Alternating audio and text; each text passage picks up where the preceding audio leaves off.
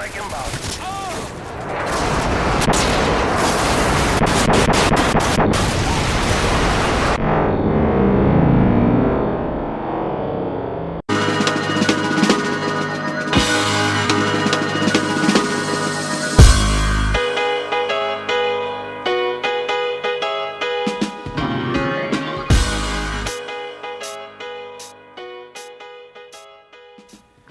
Hi there YouTube, this is Wencork, and today I'm going to be bringing you a team deathmatch on Afghan. Who do I have with me?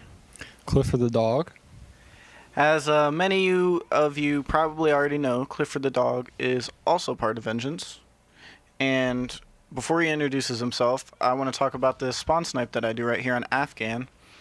I run up the plane, and the only danger areas are the areas that I'm aiming at right now, and then the cave to the right of me.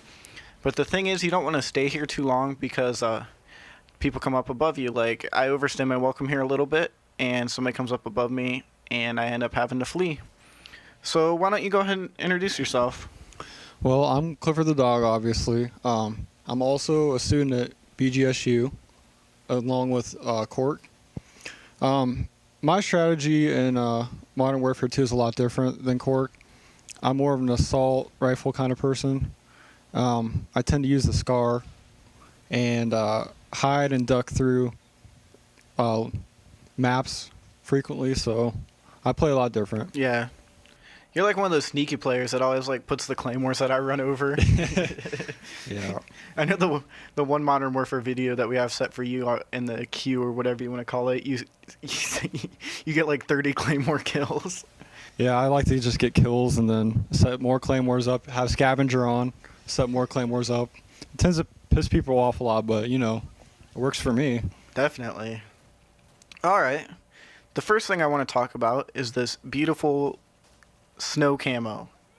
Why don't you tell them why we use snow camo? Because it's the sweetest camo on Modern Warfare 2. So we want to be unique and stand out a little bit. So yeah, basically all of Vengeance uses a snow camo. Especially when we're playing competitively. Of course. Alright, next on the agenda, I wanted to talk about a headset. You might have seen recently about people talking about how important headsets are. And I agree with them 100%. Headsets are like critical. So a cheaper way, instead of buying like a $75 to $150 headset, what me and Clifford the dog did is we went to Best Buy and spent $20 on a pair of Sony Studio Monitor over-the-ear headphones. And then we bought a converter that converts RCA to 1/8 inch. And basically what that does is it converts your red and white cords into your headphone cords. And it works out well. Basically ghetto. Yes, it is extremely ghetto and has duct tape all over it because we break it all the time. But it's very effective. It is. And it definitely helps us out a lot when we're playing. Yeah. All right, these two guys right here were extremely predictable. They ran exactly where I expected them to, and I kind of lapped them and juked them by going around that. And I wanted to talk about during this video with you is, because we did our one-on-one today, and being unpredictable. That's basically how lately especially, I've just been trying to be as unpredictable as possible. Yeah, being unpredictable is very important. I know that when we played, I was completely confused where you were a lot of the time. And I think that's important in any game, no matter what game type, really. Mm-hmm. Because if they don't know where you are, you obviously have the advantage. Mm-hmm. So. Yeah, I'll get back on that later. I want to talk about flash grenades.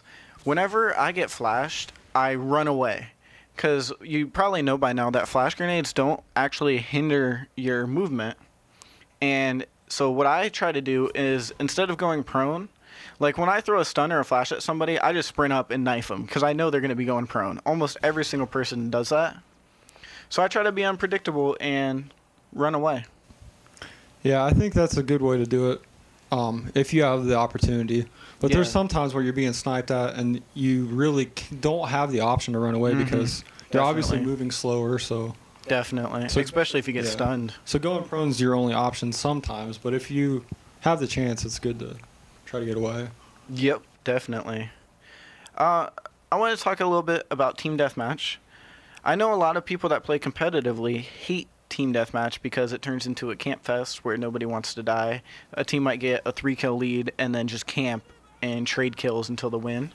What do you think about TDM? I think when you play team deathmatch, it's important to have a big kill death ratio if possible, because if you go 25 and 25, you're really not helping your team out very much. And I think it's good to try to not do that if possible. Yeah, like limiting the deaths is just as important as getting kills. Like you were saying, if you go 25 and 25, all you're doing is speeding up the game for everybody else. You aren't even helping your team one bit. Yeah, I think it's more important. I mean, if you were going to do that, I think it's better to play conservative and go, 8 and 4 rather than 25 and 25. Definitely. That's one reason why I like Team Deathmatch, and I usually play it when I'm by myself. But lately I've been playing Domination. And hang on one second. Painkiller. Well, okay, lately I've been playing Domination. And I've been playing for the objective. And that's the funnest game, because your kill to death ratio. I mean, yeah, I go like a 3 kill to death. But I don't care about it. You know what I mean? I'm just capping flags. It's not as important in Domination. Yeah. Oh, man, I've been playing some Domination. It seems like lately, less people have been playing for kills on Domination. I've been going for the objective more. Yeah, it makes the game a lot funner to play that way. Yeah, definitely. Okay, Painkiller. As you saw right there, I encountered the dreaded pill above his name after I hit him. And when sniping, you basically have two options that I found successful when somebody has Painkiller. You can shoot once and hit them, and then you flip out your secondary, and you have to hit them with every bullet, it seems like. Or you can just sprint at them and knife them. Or I noticed you do a unique strategy, why don't you? I usually just try to get away. I mean, if possible, I just try to escape as far away as possible until that is wore off. Mm-hmm. You cut your losses, because a Painkiller can be almost invincible sometimes. Yeah, that's true. So I think that, you're great at that, is cutting your losses. Okay, I want to talk about this spot. I use this spot a lot because you can see in the bunker, and you can actually see out the other side of the bunker too. And I just want to point that out real quick because not many people go up there. But why don't you tell them about some future videos you have coming up? I'm hoping to have a Bad Company 2 video out soon.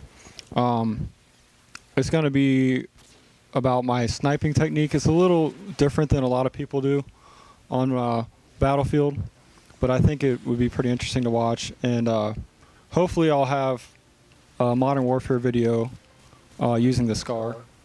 Okay. I know Chris Brown Bear just got his card. As you see, I go 23-1. I know Chris Brown Bear ordered his capture card, and it's in the mail. And I know you're going to start putting up some videos. So this channel is going to get some diversity. Hopefully so. Hopefully so. All right, this is Wencork signing off. Do you have anything more you want to say? I believe that's it. All right, have a good one, guys.